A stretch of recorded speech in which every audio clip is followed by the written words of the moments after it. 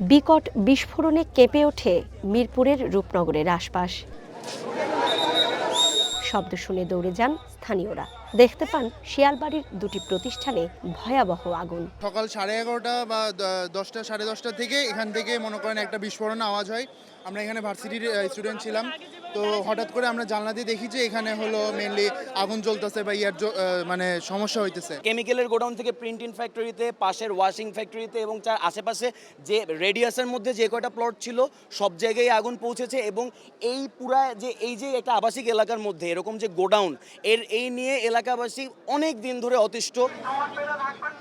বেলা 11:40 রূপনগরের আবাসিক এই এলাকায় পোশাক কারখানা ও কেমিক্যাল গুদামের অগ্নিকাণ্ডের সৃষ্টি হয়েছে বিষাক্ত ধোঁয়া। নির্দিষ্ট দূরত্বে আগুন নিয়ন্ত্রণের চেষ্টা চালান ফায়ার সার্ভিস। এ সময় আহত হন আগুন নেভাতে যাওয়া কর্মীদের অনেকেই। ফায়ার সার্ভিসের লোক থেকে ছুটার পরে আরেকজন বাড়ি খেয়ে পড়ে গেছে, হাতে লাগছে। পরে ও পাইপটা ধরে রাখছে, আমি ছিলাম ওর সামনে। তখন ও যখন পাইপটা কন্ট্রোল করতে না পারে ও পড়ে গেছে, ওর মাথায় ফাটছে। তখন আমি ঘুরে গেছি, ঘুরে যাওয়ার পরে আমার পিঠে একটা বাড়ি লাগছে, পাইপ লাগছিল, আর পায়ে লাগছে যে লোহার ইটা। পোশাক কারখানাটি 7 তলা, ধারণা করা হচ্ছে 4 তলায় আগুন লাগে, পরে তা ছড়িয়ে পড়ে। এই আগুন ফায়ার সার্ভিস নিয়ন্ত্রণে আনতে পারলেও রাসায়নিকের গুদামের আগুন নিয়ন্ত্রণ আনা সম্ভব হয়নি। যেহেতু এটা কেমিক্যাল ফ্যাক্টরি, এখানে কতক্ষণ পরপরই ব্লাস্ট হচ্ছে।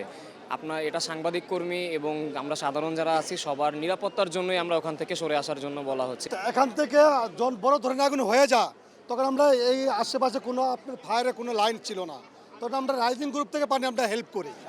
সময় গড়িয়ে দুপুর, উৎকণ্ঠা আর আহাজারিতে ভারী হয়ে আসে চারপাশ। কারোর ছেলে নিখোঁজ, কারোর মেয়ের খোঁজ মিলছে না, যাদের বেশিরভাগ বয়স 18 এর কম।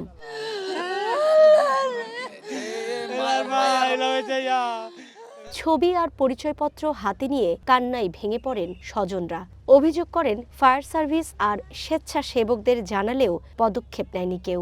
কেউ আমার একটা সেনাবাহিনীর যুক্তে দেয় না, তাদের সাথে একার কত করতে দেয় না, করতে গেলে বাড়ি দেয়, কোথায় আছে, কোন মেডিকেল নিছে তাও খোঁজ নাই। আমি 3-4 মেডিকেল খুঁজে আইছি, আমার মেয়ের কোনো খুঁজে পাইতেছি না।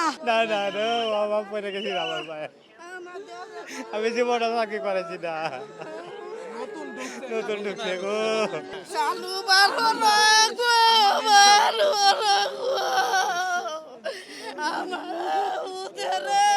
কথা বলছে যে আমরা অন্ধকার, শ্বাস নিতে পারতাছি না, রাস্তা খুঁজে পাইতাছি না, এইটুকুই কথা। রাস্তা নাই। আমার ছোট বোন আর ছোট বোন জামাই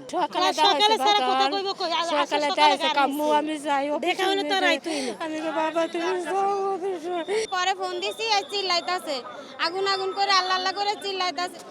ঘটনাস্থলে থাকা ফায়ার সার্ভিসের পরিচালক জানান, সন্ধ্যা 7টা পর্যন্ত 16 জনের লাশ উদ্ধার করা হয়েছে। তখনও আগুন নিয়ন্ত্রণে কাজ করছে ফায়ার সার্ভিসের 12 ইউনিট। তারা অনেকেই চলে যেতে পেরেছে, বাট ইনারা হয়তো টক্সিক গ্যাস ইনহেল করেই ওখানে আপনার মৃত্যুবরণ করেছে বলে আমরা ধারণা করছি। আমরা 2 এবং 3 তলায় আমরা লাশ পেয়েছি, তবে এখনও সার্চিং অপারেশন চলমান। এবং একই সাথে আমাদের পাশে যেই কেমিক্যাল গোডাউনটি রয়েছে, আমি এইমাত্র দেখে আসলাম যে এটা এখনও ভিতরের দিকে আগুন জ্বলছে। সুতরাং এটা কিন্তু আসলে রিস্কি। আমরা ওখানে কাউকে অ্যালাউ করছি না, ইভেন আমাদের ফায়ার ফাইটারদেরকেও অ্যালাউ করছি না। প্রাথমিকভাবে আগুন লাগার কারণ এবং ক্ষয়ক্ষতির পরিমাণ জানাতে পারেননি ফায়ার সার্ভিসের এই কর্মকর্তা। এখন পর্যন্ত জানা যায়নি, কারণ আমরা যখন এসে দেখেছি ফার্স্ট রেসপন্ডার ওনারা 2 সাইডে আগুন দেখেছেন, কেমিক্যাল গোডাউনেও দেখেছেন, আবার আপনার গার্মেন্টসেও দেখেছেন। এখানে যতটুকু জেনেছি এটা আলম কেমিক্যাল ফ্যাক্টরি সবাই বলে, বাট এখন পর্যন্ত মালিকের কোনো মোবাইল ফোন অথবা মালিকের কোনো কর্মচারী, ম্যানেজার কাউকে পাওয়া যাচ্ছে না। পুলিশ এবং আর্মি সবাই চেষ্টা করছে তাকে সার্চ করার জন্য, কাউকে পাওয়া যাচ্ছে না। এ ঘটনায় নিহত ও হতাহত সংখ্যা আরও বাড়তে বলে আশঙ্কা করছেন এই কর্মকর্তা।